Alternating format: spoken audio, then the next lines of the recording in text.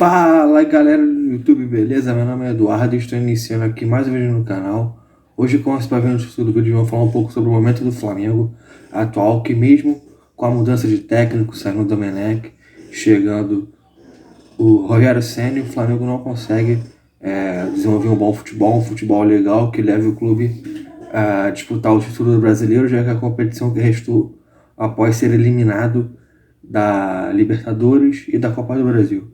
Mas antes de iniciar aqui o vídeo, peço a você que está assistindo se inscrever no canal se não for inscrito, comentar, curtir, compartilhar o vídeo para ajudar o canal a crescer. Se não me engano, foram só 3 inscritos para a gente chegar à nossa meta de 200. Então, bora lá dar aquela força pro canal e ajudar o canal no nosso crescimento aqui. Eu elenquei aqui seis digamos, pecados capitais que o Rogério Ceni tem cometido no Flamengo ao decorrer dos últimos jogos, especialmente em jogos decisivos e jogos grandes. E os últimos 2 jogos ficou muito marcado contra o Fortaleza, o jogo todo, um time muito indolente, um time que não parecia que não tinha vontade de estar em campo. E o penúltimo jogo, o Fla-Flu, o segundo tempo do Flamengo horroroso, onde o próprio técnico conseguiu contribuir para os tantos erros do time. Bom, primeiro ponto que eu elenquei aqui, ele tem que ter mais convicção. Muitas das vezes parece que ele está perdido nas trocas durante o jogo. Por exemplo, no jogo passado, ele tirou o Gabigol e colocou outro jogador. No decorrer do segundo tempo, ele voltou com a estratégia com 2 atacantes, sendo um jogador mais enfiado, que foi o caso do Rodrigo Muniz. Mas por que ele muda tanto essa situação, esse tipo de situação durante o jogo?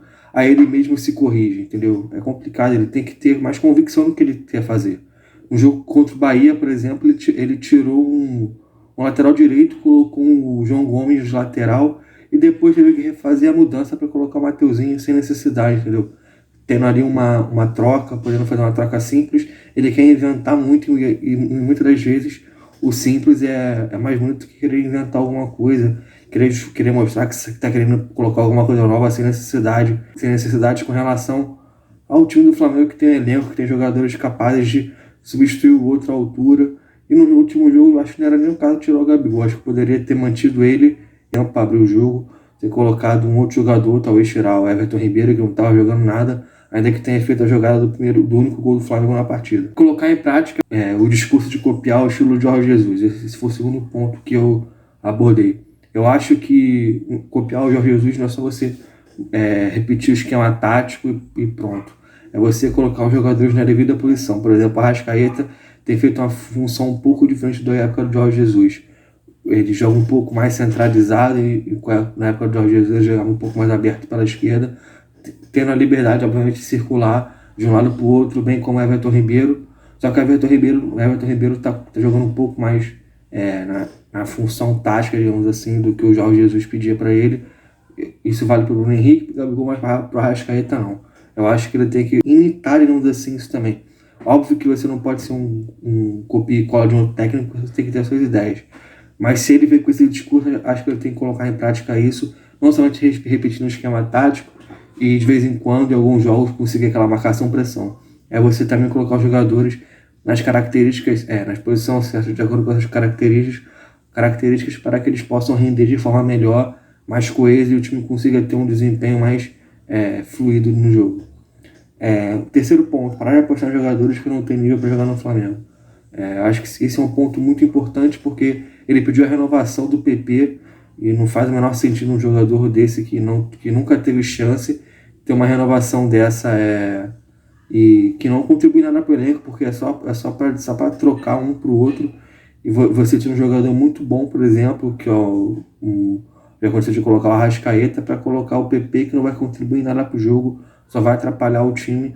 Então você tem que parar de apostar em jogadores que têm desse nível e usar a base e usar jogadores que possam contribuir para o Flamengo efetivamente. Eu acho que os melhores têm que estar em campo, ou então tem que ir para o banco, e o PP, na minha opinião, não está entre esses melhores. Como eu disse, o quarto ponto, já falei que essas improvisações sem sentido durante o jogo aconteceu com o João Gomes no jogo contra o Bahia. Acontece direto colocando o Arão para e sendo que sem o Arão no meio, o time fica sem uma saída de bola decente, porque ainda que coloque o Diego e o Gerson para fazer, o Arão Ele tem essa característica de descer para abrir o jogo, fazer com que os zagueiros abram e os laterais avancem. Então, essa improvisação dele é muito ruim. Esse tipo de situação que prejudica muito o Flamengo, na minha opinião. Eu acho que ele tem que confiar mais nos zagueiros dele. No caso do Rodrigo Caio e Natan, tem que manter os caras até o final na necessidade. Obviamente, uma situação ou outra, sei lá, um cara foi expulso, se recuar o Arão, é ok, é válido. Por exemplo, contra o Penharol no passado, o Abel ele colocou o Arão mais centralizado na zaga quando o Pará foi expulso e o Flamengo conseguiu ter um bom aproveitamento nas laterais defensivas, já que o Arão é um cara muito forte nesse quesito. Por exemplo, o segundo gol do Fluminense na outra partida, falando ainda do Arão, você vê um erro de posicionamento ali do Arão que não está acostumado a fazer a função de zagueiro, porque ele abriu muito mais da bola, onde ele tinha que fazer mais a cobertura do zagueiro, digamos assim. Então é muito complicado para o Arão fazer essa função ali durante grande parte de um tempo. Então acho que o Real tem que rever isso também para que ele consiga, nesses últimos jogos, que o Flamengo tem um nível para disputar título brasileiro, porque tá ficando cada vez mais complicado, cada tropeço, cada resultado negativo para o Flamengo se afasta ainda mais do título e dá margem para o São Paulo, para o Atlético Mineiro, tá chegando aí o Inter, o Grêmio estão na cola do Flamengo, então o Rogério tem que começar a melhorar esse estilo de jogo, essa situação. Quinto ponto, eu acho que ele tem que dar mais oportunidade para a base, porque Ramon, Natan, outros jogadores ali já demonstraram em outros jogos que eles têm nível para jogar no Flamengo, tem condição de jogar no Flamengo.